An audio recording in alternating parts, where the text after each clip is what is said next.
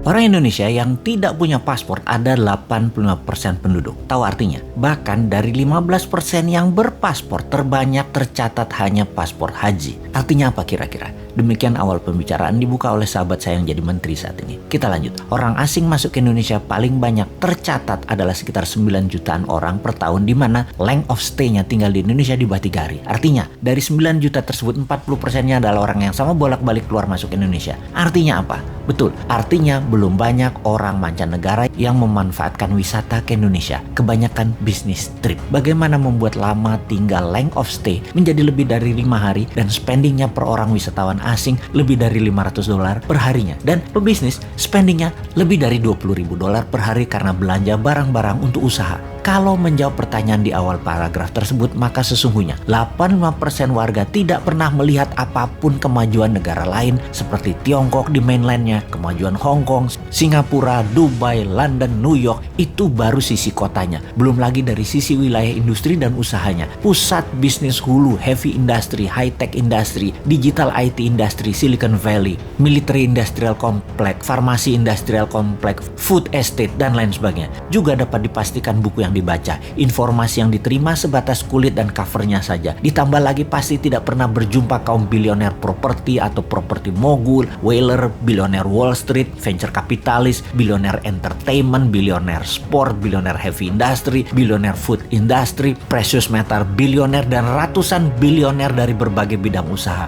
Karya-karya kekinian, biomedical, RNA dan DNA engineering, teknologi radar dan satelit, HARP, mesin perubah cuaca, nuklir, reaktor non-uranium, plus bursa-bursa pusat perdagangan bahan baku, mineral, kimia, persenjataan makanan, dan ribuan industri hulu lainnya. Karena itu, kalau New Mind mendapat mandat, maka dalam 5 tahun pertama ini, tahun terpenting untuk bisa membuat 10 juta orang lebih untuk belajar ke seluruh dunia dibayari negara. Di awalnya kirim 1 juta orang belajar ke Amerika, 1 juta orang belajar ke Tiongkok, dan 8 juta orang ke sisa dunia. Belajar sosial science yang terbanyak, teknologi, manufacturing, industri, dan semua hal untuk masa depan nanti terjadi. Ilmunya harus kita kuasai. Kenalkan kota, kenalkan negara lain, kenalkan kehidupan, dan kenalkan budaya lain, kenalkan masalah sosial dunia, kenalkan masalah lingkungan dunia. Indonesia harus paham detail, rinci, dan akurat. Pulang ke Indonesia, mereka tidak perlu ikatan dinas. Mereka menyebar langsung memenuhi kebutuhan dalam negeri atau membuat usaha menjadi pewirausaha di tanah air. Ada fasilitas pinjaman lunak untuk mereka memulai usaha. Sungguh, ilmu pengetahuan, pengalaman, serta keterampilan putra bangsa terbaiklah yang akan membuat Indonesia menjadi negara superpower di tahun 2045. Pendidikan dan pengetahuan berlanjut. Kampus-kampus akan punya guru terbang kalau dulu istilahnya. Sekarang dosen-dosen dari kampus ternama akan mengajari live streaming di semua kampus dengan nilai SKS yang besar dan kurikulum kampus. 40%-nya adalah dosen asing, di mana kampus akan digratiskan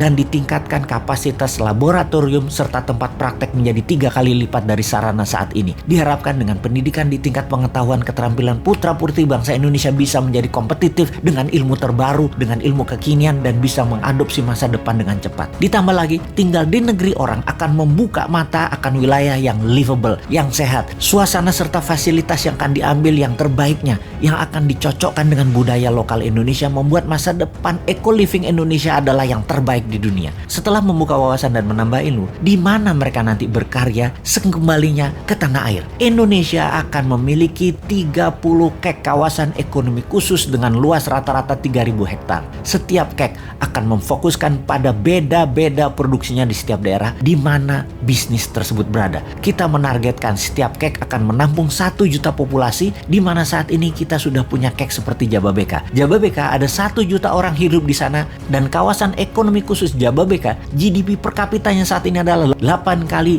GDP per kapita nasional, yaitu $32.000. Indonesia akan punya 30 kek baru disebar di seluruh Indonesia. Ditarget dalam 20 tahun ke depan GDP per kapita kawasan kek mencapai $100.000 per kapitanya. Di kek, pengusaha tidak bayar pajak selama 5 tahun, juga mendapatkan kebebasan pajak free tax hingga 15 tahun untuk produk yang 100% ekspor. Free tax hingga 25 tahun untuk industri dengan tenaga kerja di atas 20.000 orang, dan produknya mayoritas untuk ekspor dengan bahan baku mayoritas dari dalam negeri. Kawasan kek adalah zona produksi, bisnis midstream, dan hilirisasi industri manufaktur. Kawasan di luar kek adalah penghasil atau hulu bahan baku, juga kawasan pasar.